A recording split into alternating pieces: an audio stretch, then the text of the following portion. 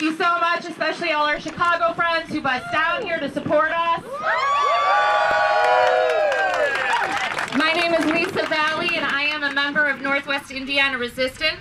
We are a coalition of local activist organizations and individuals who came together to demand an end to the racist deportations being facilitated by the Gary Jet Center. The airport is used as a deportation hub for all of the deportations out of Indiana, Illinois, Wisconsin, and Kentucky. World Atlantic Airways, serviced by Gary Jet Center, works with ICE to fly immigrants from Gary to Brownsville, Texas, where they are pushed across the border.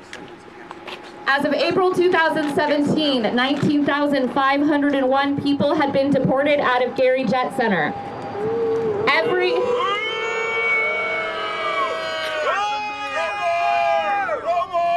Friday, our immigrant brothers and sisters are taken from the prison in Kankakee, where they are held and forced onto buses, shackled hand and foot, windows blacked out, and driven in these mobile jails to Gary to be deported. For 2 years, we have organized protests and actions at the airport. We have seen the buses, we have seen the human beings shackled and forced onto the planes, mothers and fathers separated from their children. The city of Gary claims they have nothing to do with these deportations, yet they have protected ICE with large numbers of Gary SWAT officers, sheriff's deputies, and state police, and have forced demonstrators into a gated parking lot surrounded by armed police. Stop. The Gary Jet Center has built 3 new buildings with hangars and is about to open a customs building.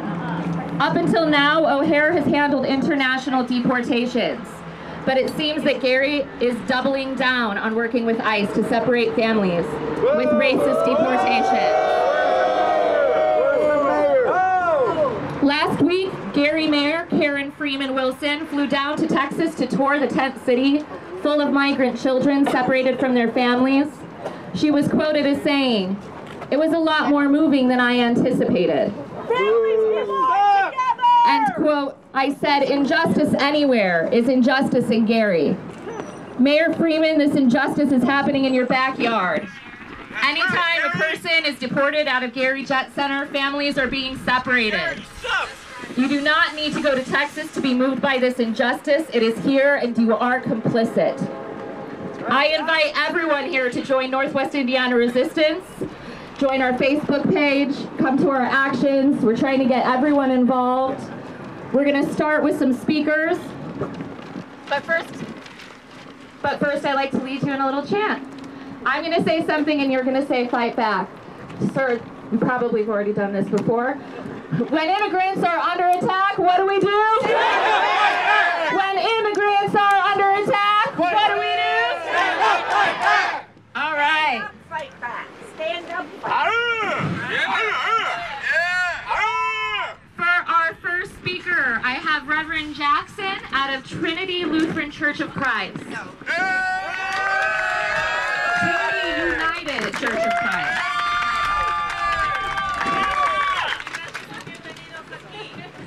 Everyone, this is not a Democratic fight or a Republican fight. It's a moral issue. It's a moral fight. Remember, the previous president, Barack Obama, was dubbed the deporter-in-chief. So it's not a right wing, it's not a left wing, it's a human fight. It's a fight for humanity. There are laws, and then there are unjust laws. Laws that nurture life, that show compassion for life, are good laws. Laws that rip families apart, laws that cause people to have their children taken away from them, laws that do not nurture people are unjust laws. And those laws should be fought.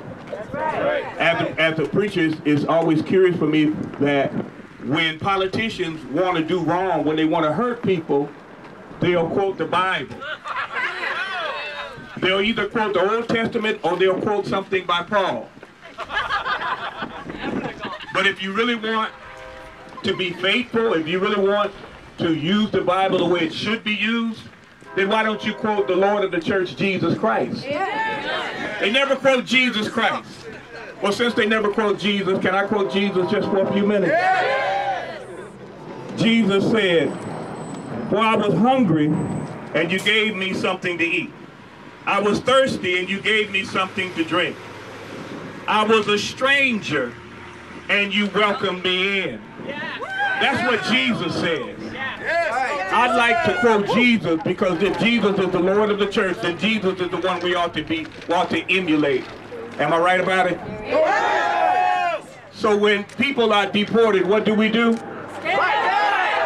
When people are being deported, what do we do? When people are being deported, what do we do?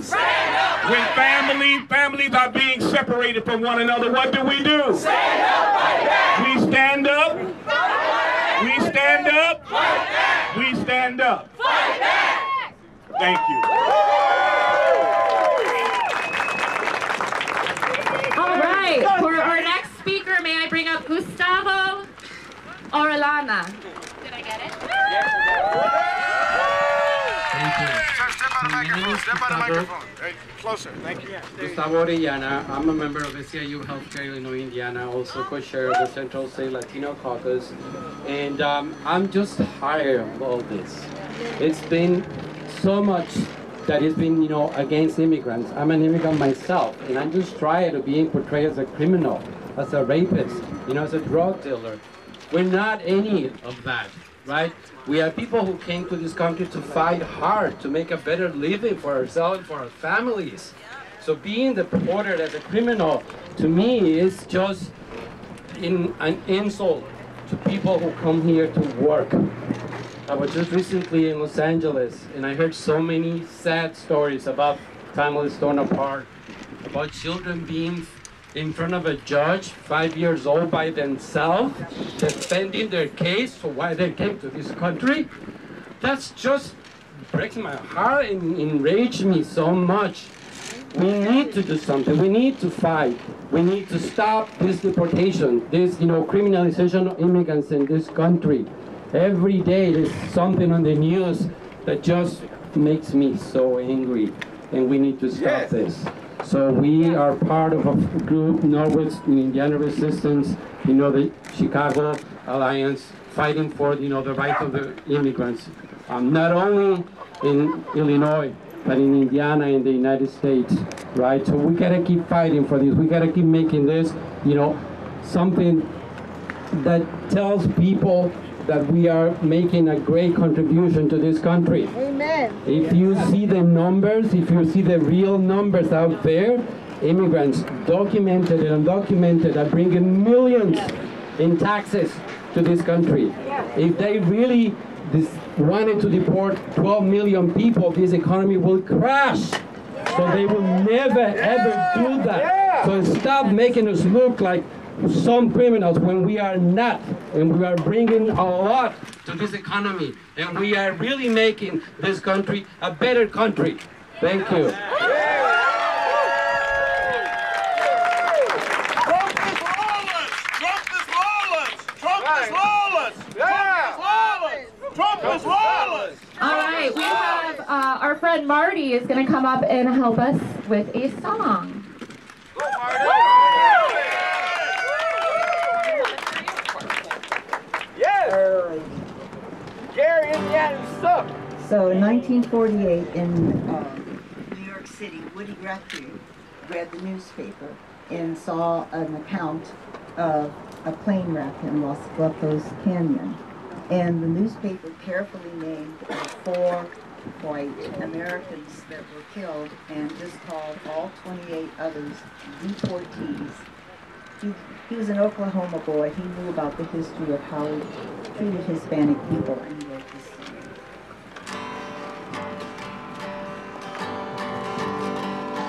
The crops are old and the peaches are rotten.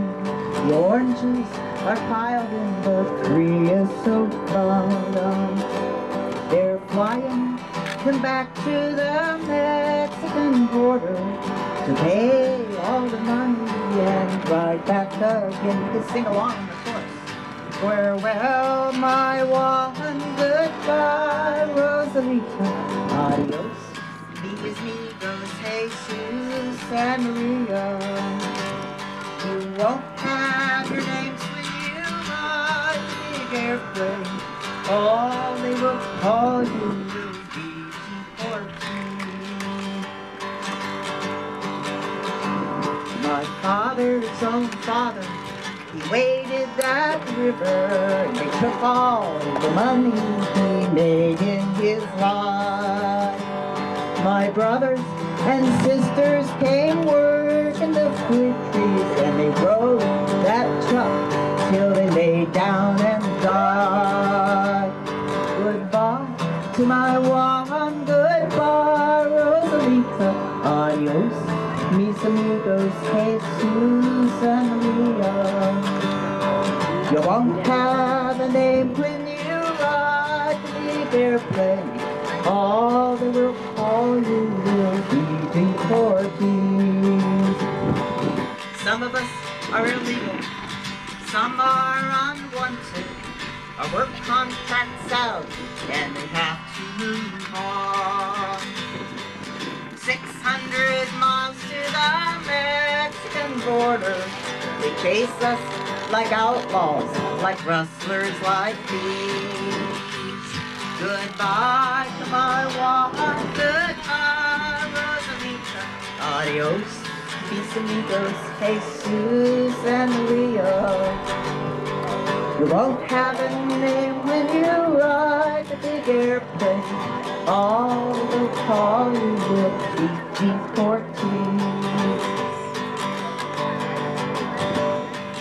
70 years later, children crying in cages, mothers and fathers in handcuffs and chains.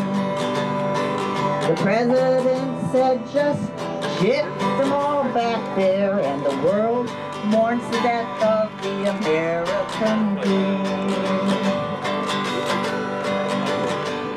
Goodbye to my one, goodbye Rosalita, adios mis amigos Jesus and Maria. You won't have a name when you ride the big airplane. All they will call you will be deportees. Most of you came here to try to join families. Others were fleeing for months for their lives. The children beside you, you struggle for freedom. Now no one will listen, and hope is alive. Goodbye to my one, goodbye Rosalita. Adios, mis amigos, Jesus and Maria. You won't have a name when you ride the big airplane. All they'll call you will be deportees.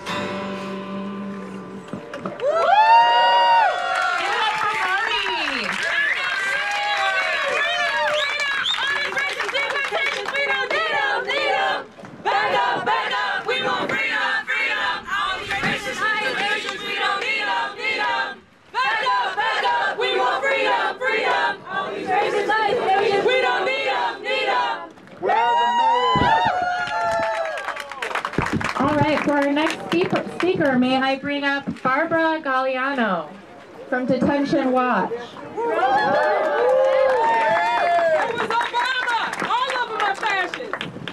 Hello everyone, buenos días a todos y todas.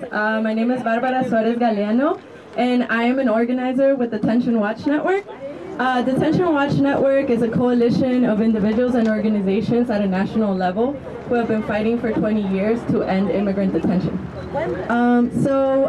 Today I wanted to mainly talk about the movement or the call to abolish ICE. And that's because we have seen... The first thing I want to say about it is that when we talk about abolishing ICE, we're not talking about reforming the institution, we're not talking about making it more humane.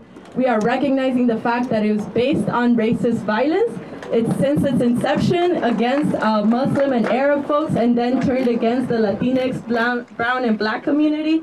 So when we call for the abolishment of ICE, we call for the end of the institution altogether. We're not calling for a reform. We're not calling for the work to be done by another better bureaucratic institution. The second thing I want to say about the call to abolish ICE is that this is not new. People who have been at the front lines of fighting against detentions and deportations have been making this call for years. And it is very, very crucial that we take their leadership and recognize it, because they've been the ones that have been suffering at the hands of Clinton, Bush, Obama, and now Trump. And it's important to recognize that both Democrats and Republicans have been profiting off of the suffering of brown and black folks being put in cages for a very, very long time. Exactly, and we're paying for it. So when we talk about abolishing ICE, it's important to recognize that this fight is going to be both national and local. Here in the Midwest, we had 5 different requests for information filed by ICE to try to build or expand detention centers. So we have a lot of work to do here, and it's crucial that we talk to each other, that we work with each other, that we show up for one another, and again, most of all, that we take the leadership from those who are at the front lines of it, the communities that have been fighting for their own liberation and showing us how that is done for a long, long time. Lastly, I just wanted to talk about the fact that it's great that we are all here, it's great that we are present, but this is just the beginning, and this is just one site of state violence. We see this everywhere in Chicago. We see it here. Chicago calls itself a sanctuary city, yet is still rounding up folks, collaborating with ICE, throwing people in jail indefinitely, labeling them as gang members, and basically forgetting about them in a jail cell. So just wanted to end with that, reminding folks that this fight is a long-term fight, that we all have to be in it together, and that most of all we need to respect and uplift the experiences, analysis, strategy, and tactics of those who are most directly impacted by this dehumanizing system. Thank you.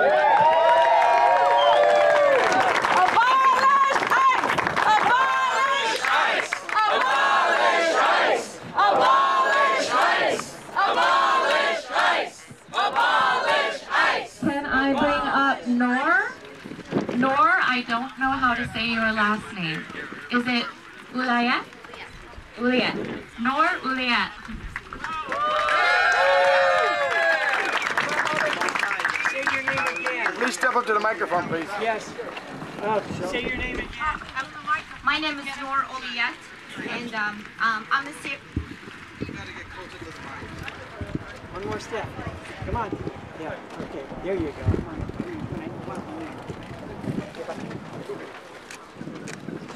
Hello, my name is Noor Ulayat, and I'm a Syrian immigrant. I've been living in Northwest Indiana for the past 20 years, over 20 years actually. And this injustice, as it hurts everybody, it does hurt me deep in heart. According to the last numbers documented on June 26 of 2018, over 2,000 children were separated from their families. One mother was sobbing as she recalled that moment when her 6-year-old son was taken from her more than 50 days ago. She's been trying to find him, but all her calls and pleas were in vain. Fleeing the violence in Guatemala, all she was hoping for was giving her son a better and a much better life in the U.S. Little she knew she might not be part of it, and even more, the scar of him being ripped off her arms would stay in his heart forever. Mr. President, is this really the right way to make America great again? No! A great country is never a cruel one. A great country is a caring, fair, and a just country that stands for the principles it was built on. It won't be the land of the free and the home of the brave if we cannot protect those in need. No one decides to seek refuge just because. These parents decided to risk all what they had, even their lives and the children's, fleeing violence and war zones, dreaming for a better tomorrow. Sadly, they are helplessly living their worst nightmare by losing their children. This cruelty has to stop.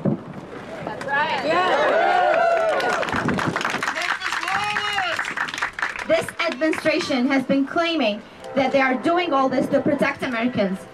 Yet sadly, more Americans are being killed by Americans due to the lack of gun control. Since day one, immigrants and their children have been a key element in the U.S. growing economy.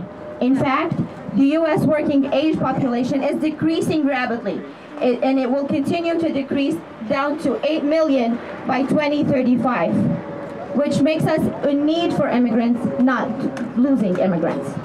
Mr. President, next time you take your iPhone to type your latest tweet, I hope that you remember that your iPhone is a product made by a son of a Syrian immigrant. Thank you. Miss, spell your last name, please, on camera. My last name is Juliet. That's U-L-A-Y-Y-E-T. And first name is N-O-U-R. Thank you so much. What's your middle name? When immigrants are under attack, what do we do? When children are put in cages, what do we do? Next, we're going to bring up Ryan Farrer. He is our friend from Newton County. They are opposing a proposed GEO prison there.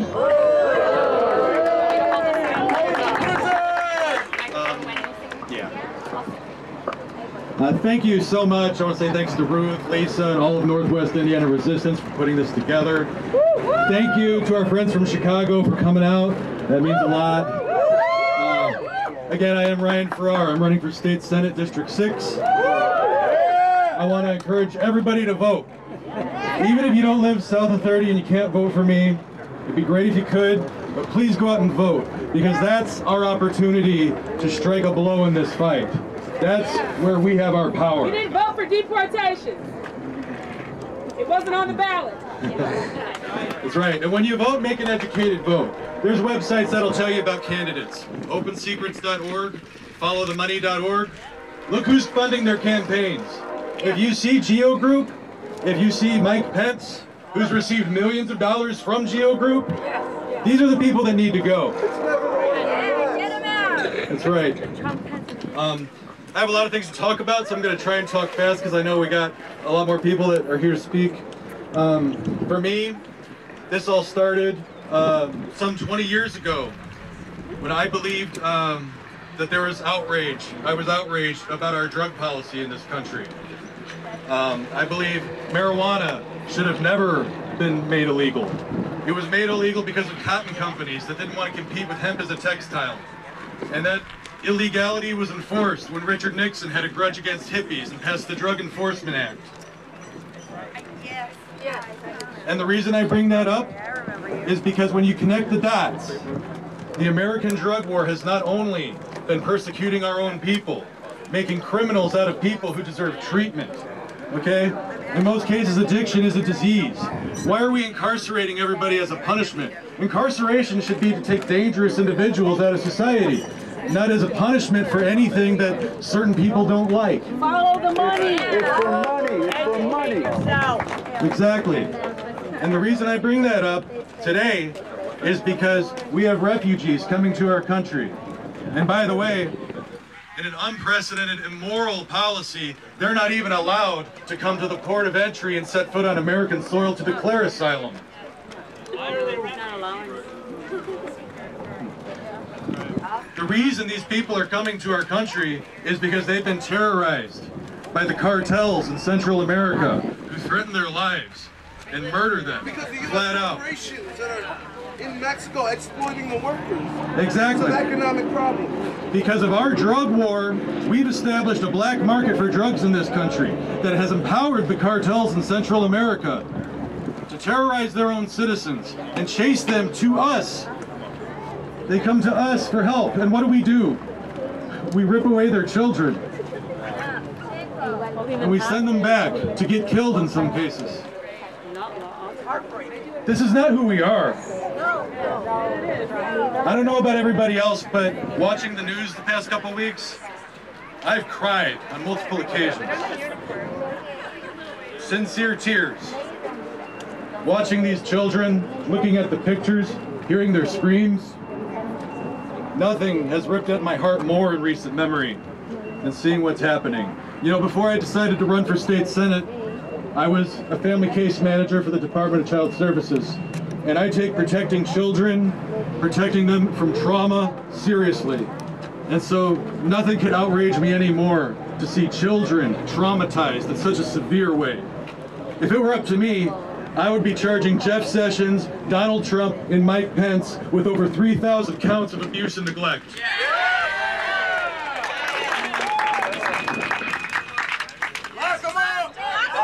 That's right. And President Trump, he wants to say, oh, Democrats want to abolish ICE. Democrats want open borders. Look, I don't know if every Democrat wants to abolish ICE, but this Democrat wants to abolish ICE. You know, the president may not be that up on American history, but you don't have to go back too far to a time when we didn't have ICE. We don't need ICE. He wants to talk about gang members coming here, human traffickers coming here. And you know what? A few do come here. But you want to know something else? We already have an apparatus for handling criminals in this country. It's called the police. We don't need ICE. ICE is the KGB. ICE is going around rounding up individuals that are doing work that needs to be done. And doing work that most of us aren't willing to do. Doing it for money, less than most of us are willing to take. If you ask me, there's a labor issue at hand that needs to be addressed. We need these workers, and without them, crops are going to rot. People could go hungry. Maybe not in our country. Yes, in our country. Some in our country, yes. To the left and to the right of this protest, there are people going hungry. Absolutely. So, this idea that without ICE, we're just going to have open borders is ridiculous. Open borders! I believe, yeah, we can have a world without borders.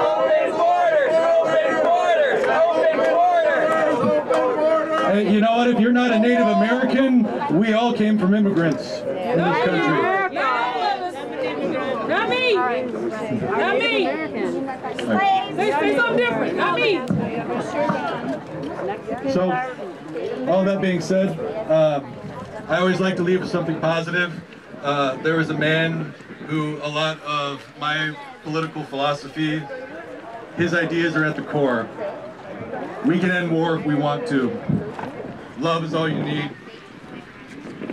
Give peace a chance. Power to the people. War is money for the Pentagon.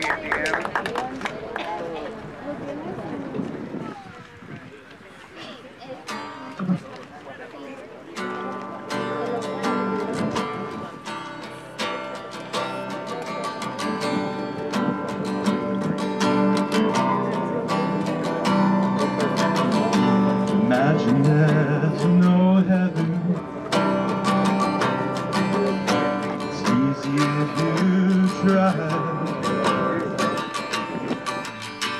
No hell below us, above us on the sky. Sing along. Imagine all the people living for today. Imagine there's no country. It isn't hard to do. No need for greed or hunger. No religion too. Imagine all the people sharing all the world. You may say I'm a dreamer, but I'm not the only one. I hope someday you'll join us. The world will be as one. Imagine no possessions. easy if you try. No need for greed or hunger, a brotherhood of man. Imagine all the people living life in peace. You may say I'm a dreamer, but I'm not the only one. I hope someday you'll join us, and the world will be as one. Thank you. Thank you, Ryan. For prisons. Say your name again. Ryan Farrar. All right, really quickly, I want to bring up Miguel. So ABC Molina. is pulling out and pulling out their stand. And we're going to switch on to the camera stand for Hi, now. how's everyone doing today? Great day to go out and protest. This is usual. Come late, stay part of the way, and then make a I am a DACA lot of noise when you leave. graduating Anyway, in we're going to 2019. switch to the main sound. I came to the United States when I was only 2 years old with my older sister. Through the eyes of my older sister, I saw what it means for families to get separated. She had to leave the United States due to the lack of opportunities, even though she was going to her dream college. There was no DACA back then, so we haven't seen her for more than 5 years now. And my own mother, she keeps missing the death of her own family members, that we are not able to see them for the final time because of our cruel borders that we have and the fact that we are undocumented. So the separations of family have to come to an end. This 4th of July, the only words that came into my head as people were celebrating was, what is the 4th of July to a Negro? That was what Frederick Douglass said. So that is to say, what is the 4th of July to an undocumented family when we still have this cruel process where families are getting separated, where families are living in fear, and oppression keeps happening. Going through the educational process, even for a student, it's very difficult here for an undocumented student. Families living in fear makes it difficult for them to have a normal lifestyle like any other American. That's why we need to continue to push our legislators to push for the abolition of ICE and any other system that's causing the separation. And we need to do more by organizing and bringing our communities together so everybody can have a fair chance of happiness, the pursuit of happiness, and just live a comfortable lifestyle anywhere they are. Thank you. As this is happening, I want to pan over to ABC, leading the fight. Friedelmeier. Say bye-bye, ABC. You know, for a long time, it's kind of bothered me why so many people of faith can look at the behavior of our current regime and not see what is so obvious. Amen. And I've come to wonder recently whether maybe this is the reason. It's the view of God that you have. If your God is distant, if your God is all about power and control, raw power and control, if your God is quick to punish and threatens, if your God is easily angered, if your God is quick to divide the world between the righteous people and the damned, if your God is capricious and just goes off on people and never has to explain himself, because who are you to ask me questions? If that's your God, a punitive and traumatizing God, there may be things that you don't boggle at. You may be able to look at some current political movements and say, God, but not in the right way. You may be able to look at an older brother who is not allowed to comfort his crying sister because that's illegal. You don't touch children, even if they're in distress and it's your sister. You may be able to look at a situation in which children are ripped away from their parents, put in cages, and then lost. And it doesn't seem strange. You may be able to look at a situation in which people are fleeing for their lives from violence, and they are called criminal for doing so. You know, Trump is a narcissist. That's right. Yes. And you know what a narcissist is? It's somebody who wastes an hour of your time telling you how wonderful he is, and then he says, well, enough about me, let's talk about you. Tell me why you love me so much. But the pity of it is, inside so many narcissists is a badly wounded child. A child who has been told that he is worthless and a loser. And if that narcissist is able to come into contact and try to love and comfort that child inside him, there is a chance. Most don't. They come to despise that child inside, because that child stands for everything they have disowned in themselves. And they might even find that they make a business out of locking children up, repeating trauma, the way so many traumatized people so often do. And they don't even know why. But we live from a different vision.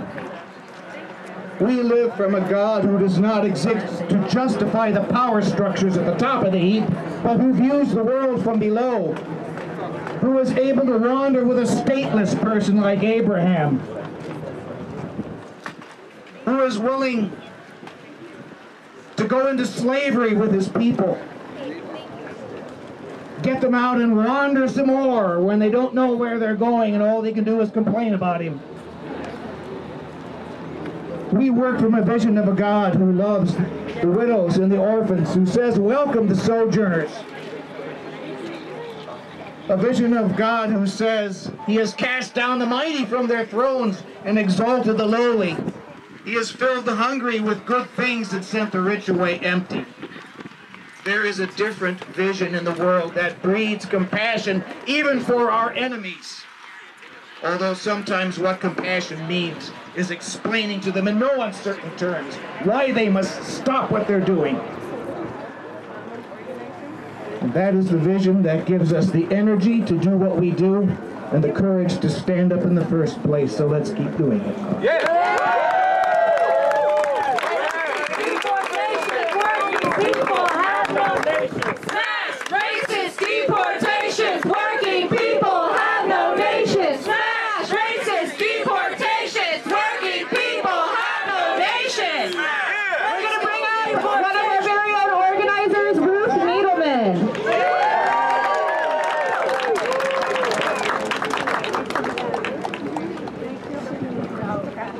Hi, I want to thank everybody for coming here, and I'm hoping that you're committing to coming back.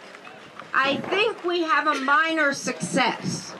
The last time we demonstrated, they canceled the flights. Today, they canceled the flights. I believe we can take credit whether we have it or not. I just want to say a few words about why people become refugees. I'm sure you remember Trump's wonderful statement, we don't want people from those shithole countries in Africa. Give me a Norwegian, he said. That more or less sums up our policy. No people of color since the founding of the Republic here. That was the official U.S. policy. Instead of the Statue of Liberty with open arms, the Statue of Liberty says to Mexico, Central and South America, give me your silver, your copper, your oil, your corn, your beans, but not your dislocated, impoverished, and desperate refugees.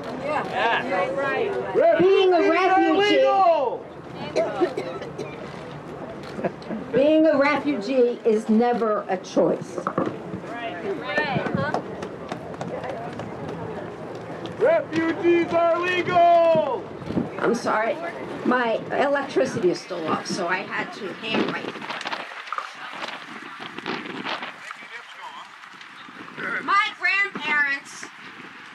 refugees. They didn't come here for a better life. They came here for life. The pogroms in Russia were killing masses of Jews. The U.S. allowed them in. But during World War II, 900 Jewish refugees from Germany, fleeing Hitler's genocide aboard the MS St. Louis, were just a few hundred yards from Miami. The U.S. Coast Guard was sent out to prevent them from touching land. They were sent back and they all died. Central Americans, the vast majority of refugees arriving at legal entryways seeking asylum, have lived through more than 100 years of dislocations, war, and repression. Think Banana Republic.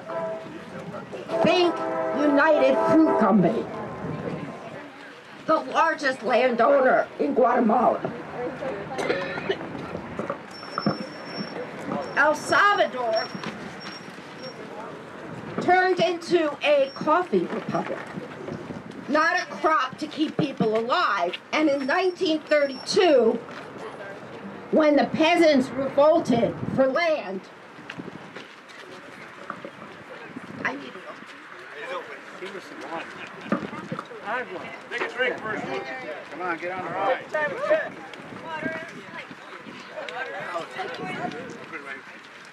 30,000 peasants were massacred. One of the largest refugee waves coming to the mainland today is from Puerto Rico.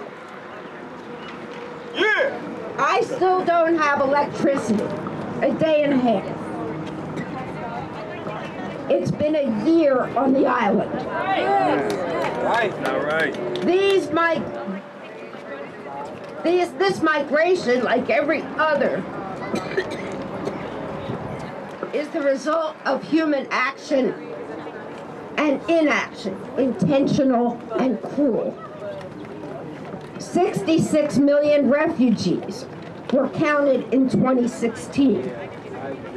Today, from Syria to Puerto Rico to Honduras, close to 100 million. 20 people are driven from their homes every minute. It's called global capitalism, and it's called U.S. imperialism.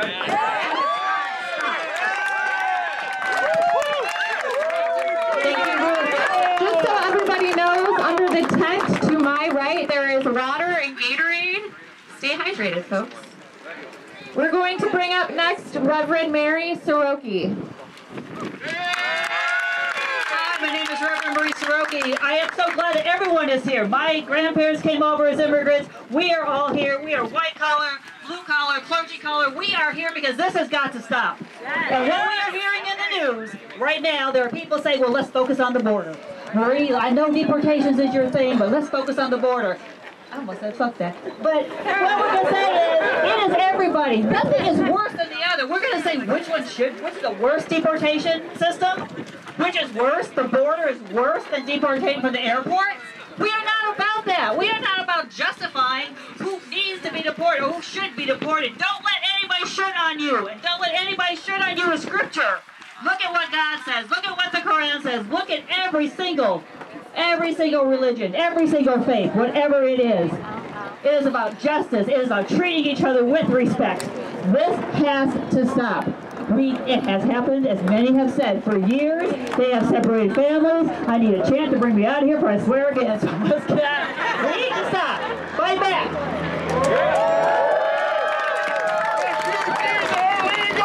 All right, let's bring up Scott Peterson.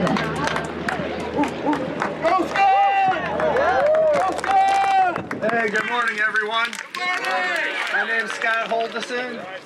I'm here representing several different organizations. The UAW, Local 551 on the south side of Chicago. Thank you for my Chicago friends showing up here. I also am here representing the Worker Solidarity Action Network. You can find us on Facebook, and also Progressive Democrats of America, the Calumet Region Chapter in Northwest Indiana. We're here trying to help build a coalition to fight against the corporate greed that's driving these deportations. But it's not just the Trump administration. Trump has put an ugly face on the deportations by separating families at the border. But we've been separating families for years, for decades. And it has to stop. Recently, the Supreme Court came down with a decision that upheld Trump's Muslim ban, banning refugees from Muslim countries and some South American countries. And it's going to get worse, my friends. It's going to get worse before it gets better. So we need to hold the line. We are the last line of defense. Recently, the Supreme Court ruled against unions in the Janus decision. Why did they do that?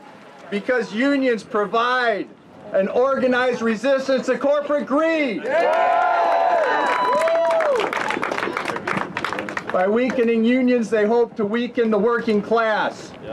And make no mistake, we're all the working class. Whether you're union, whether you're non-union, deportees, immigrants, refugees, you're the working class. We're here fighting corporate greed. But it's actions like this that give me hope. It gives me hope for a better future, because this is the way that we fight back. In the 1950s and 60s, this is how the civil rights movement fought back. By putting our bodies on the line, by showing up for justice. In the 1930s and 40s, this is how the labor movement fought back against corporate greed. And we need a renewed civil rights movement, a renewed labor movement, working together to make this country great again, or great for once. So I'm going to ask everybody, show up, show out, put your feet in the street, and let's continue this fight back. Thank you very much.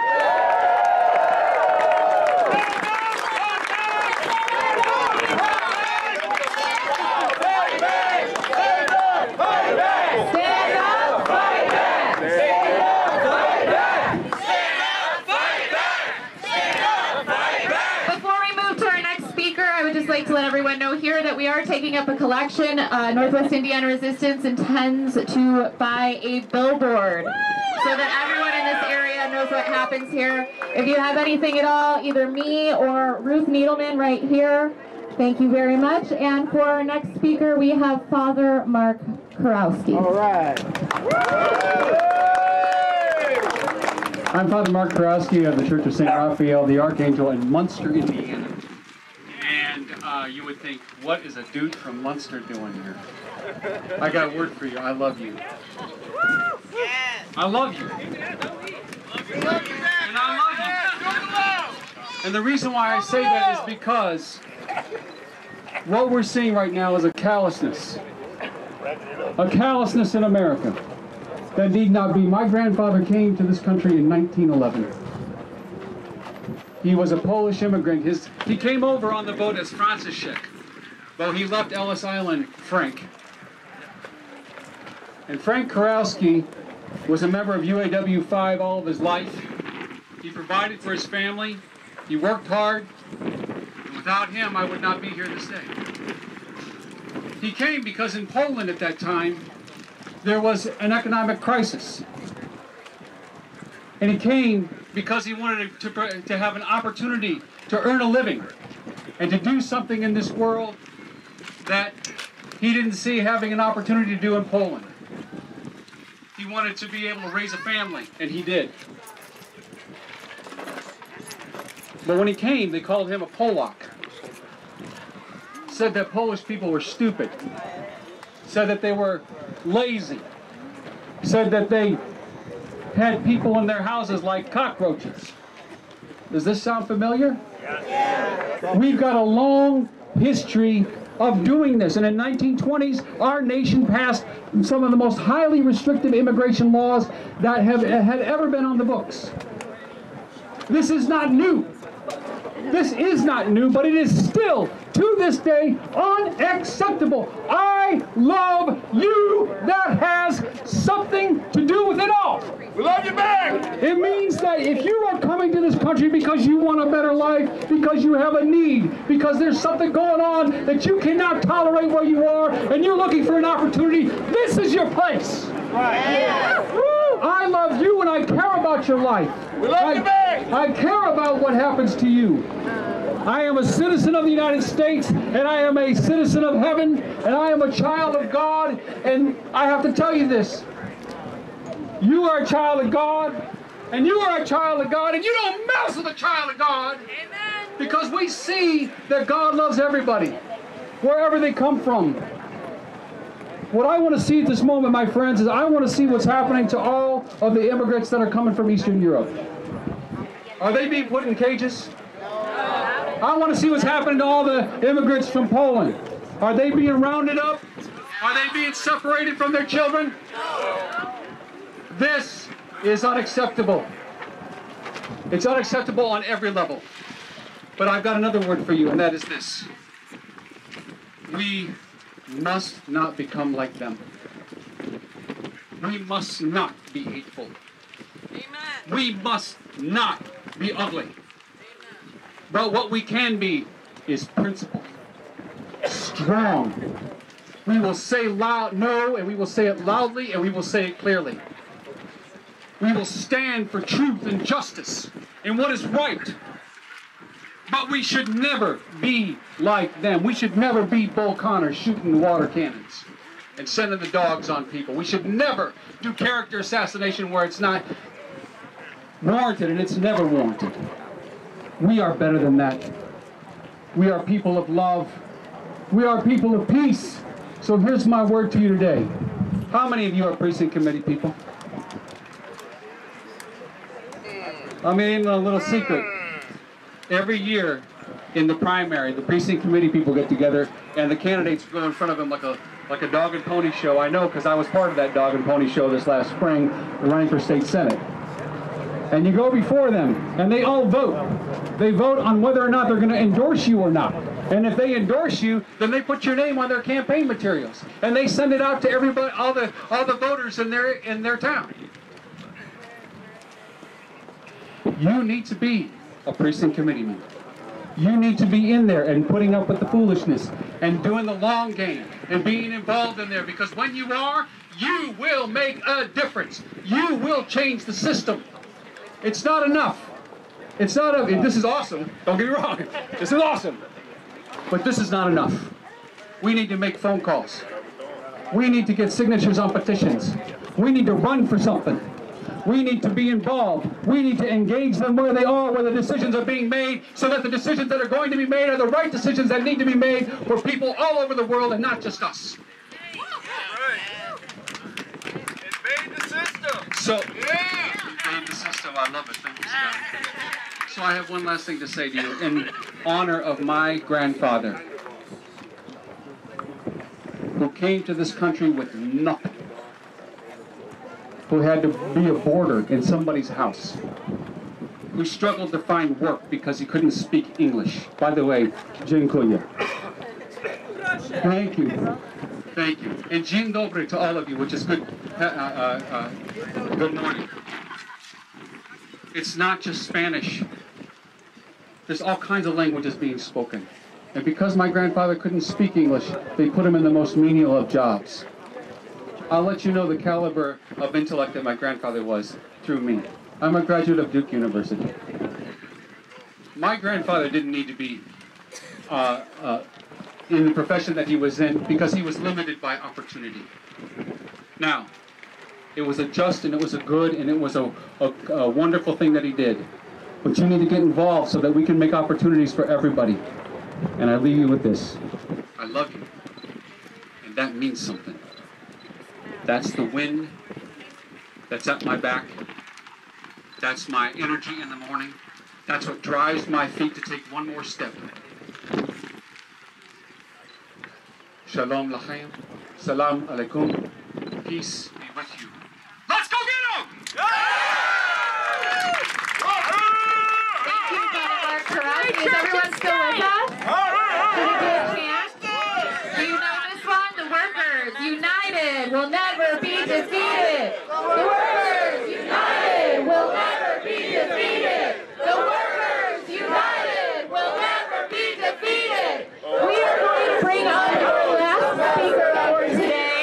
From Black Lives Matter, Gary Laurel Kilpatrick.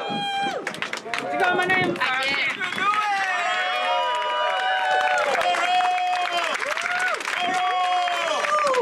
I'm thinking a lot of thoughts, and a lot of thoughts. So I'm gonna try to keep it succinct. I doubt it though. I might fail. Because racism means we got to fight back. And deportation means we got to fight back. And mass incarceration means we got to fight back. We got to do what? We got to fight back. We got to do what? We got to fight back. Because Gary means we got to fight back. And in Chicago means we got to fight back. And the Southeast Side means we got to fight back. We got to do what? We got to fight back. We got to do what? We got to fight back. Fight back. Fight back. Fight back. Fight back. Fight back. Fight back. Fight back. Fight back. Fight back. Fight back. Fight back. I'm not gonna sing a song for you. I don't know any poems offhand. Half my family is from that way. The other half of them are from that way. I'm not an immigrant. A whole lot of people have a history of slavery in this country. Right. Not just people that look like me. Yep. A whole lot of folks, right? They may call it different things, but it's the same thing, right?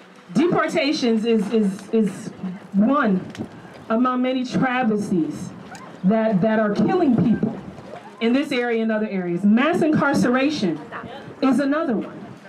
You cannot separate these things. Yep. You cannot separate these things. Right? We heard a lot of people up here with pretty okay lines. And some people with really, really bad lines. Right? Really bad lines. If voting is all you do, you're not doing anything. You actually are not doing anything. Right? People came out in droves in historic numbers to vote for who? Obama. And what happened? Nothing. Not much at all, but horrible stuff. Really, really, really horrible stuff. There are people who are not eligible to vote. Right? They can't, regardless of whether they want to or not. They cannot. There are even more people who don't want to. And you can't blame them. You can't shame them. You can't talk down to them. Because what we have to do is be out here in these streets. We have to be out here in these streets. If your heart bleeds for people who are being forcibly removed from their families and sent back to other countries that they're not from or don't know about, but you don't say anything about the terrorism that the residents of Gary, Indiana face every day. Right? A young man, Kimante Cobb, shot in the head. No succinct story about how that happened. There was no corroborating story by any police officer about how that happened. And there have been no charges filed against any of the cops that were there. That ain't right. If that doesn't fill you with the rage of just, oh my gosh, so many people before came out here that have been killed that way, then you don't have it right. You don't have it right. Right? If you are against going into these communities and telling people that you are working to help their situation and your situation, because yours ain't all that great. Right? If you're not committed to going into the community of East Chicago, if you're not committed into going into the community of Gary and getting to know these people, getting to care about these folks, you don't have it right. You have it wrong.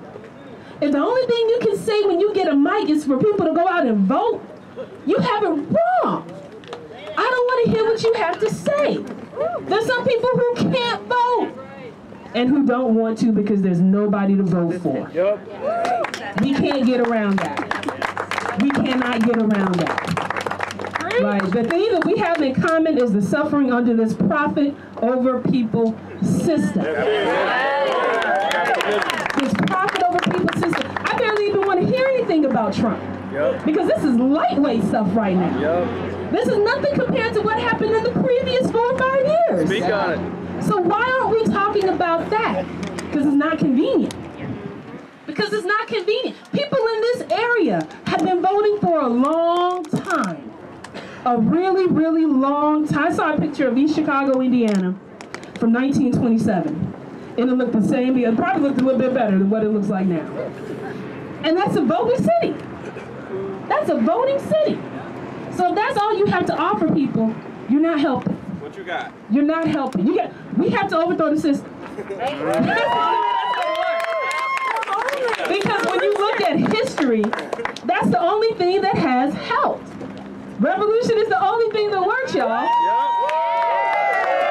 But that's not gonna happen if we're not getting into communities where we care about each other, where we know each other, and where we learn how to fight together. That's right. We have to learn how to do this. There has to be an immense amount of revolutionary political education that happens. It has to be. And if that makes you comfortable, you're welcome. It has to. Right? This is I work. I haven't been able to come to these events. This is the first time. How you doing, boss? This is the first time I've been able to come out here. But my goodness, and for the organizing that went into it, it seems like a press conference as opposed to a protest. We have to get back to that. Yes. The message being gotten out is wonderful. And I see all these awesome groups. NWI Resistance. I see some Black Lives Matter folks out here. We have these folks here. We got Progressive Labor Party over here. We got a whole bunch of folks out here. We got to figure out a way to make revolution happen. Right? We have to make it happen among each other first. And then we have to go out and make these things matter to other people. There is no other way. Right? You can't have a nice fascist. Capitalism is not nice. It's not nice. You may not feel it if you're doing okay, but it's not nice. We're not all immigrants. I'm not. Right? So we can't even come from that perspective. If you do not see yourself as part of the working class, suffering every single day under this system, physical suffering, mental suffering, emotional suffering, you don't have it right. You don't have it right. It's great that you're here. You don't quite have it right. You don't. If you don't see that mass deportations is another step directly related to the brutal mass incarceration of children and their parents, you don't have it right. You don't have it right. If you think the deportations are really bad only if they happen in your community, and you just rather they be somewhere else, you don't have it right. They actually don't want to see you. You don't have it right. It's bigger than that. It's the whole system. It was the system under the Democrats. It's the system under the Republicans. It'll be the system under the Independents. Looking at the backlash that Maxine Waters got. Oh my gosh! For not saying anything that radical. Right? These old rank and file Democrats came out after her because they're not much different. They're not much different. And if you're not fighting for people who don't have the luxury to support a political candidate, you don't have it right. Give me a chance, somebody. Democrats, Republicans are all the same. Racist deportation is the name of the game. That'll do it. Democrats, Republicans are all the same. Racist deportation is the name of the game. Democrats, Republicans are all the same. Racist deportation is the name of the game. Democrats, Republicans are all the same. Racist deportation is the name of the game. We have to know that this fight started before us. It's going to be here after us. We have to be on the right side of it. We have to be out here fighting. Fight back!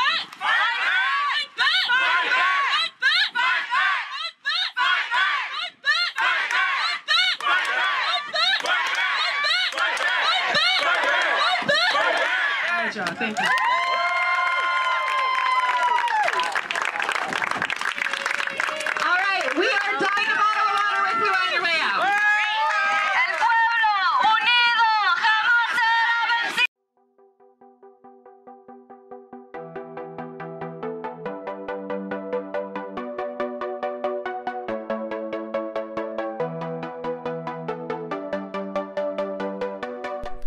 You're watching Hard Lens Media.